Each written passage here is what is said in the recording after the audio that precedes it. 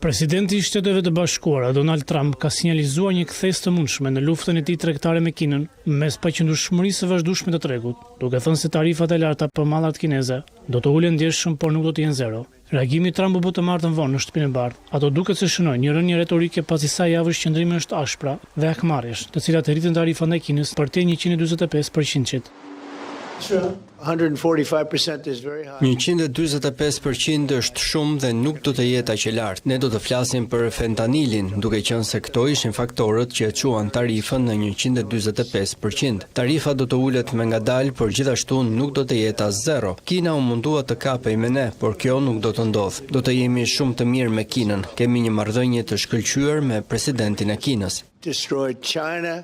Reagimi i Trump i dha një shtys Wall Streetit, e cila kishte pësuar humbje të mëdha 2 ditë më parë. Aksionet azjatike gjithashtu u rritën të mërkurën, me indeksin Hang Seng të Hong Kongut që kryeson fitimet rajonale, duke u tregtuar për herë të fundit më shumë se 2%. Nikkei 225 i Japonisë përfundoi me rreth 2% më lart, ndërsa Kospi i Koreas së Jugut u mbyll me 1.5%. Efekt pozitiv pati edhe deklarata e presidentit të SBA-s në drejtim të kreut të rezervave federale. Ai tha se nuk ka ndërmend të pushojë nga puna Jerome Powell pas kritikave të një dite më parë, por Trump shtoi se do të dëshironte që Powell të ishte pak më aktiv kur bëhet fjalë për uljen e normave të interesit.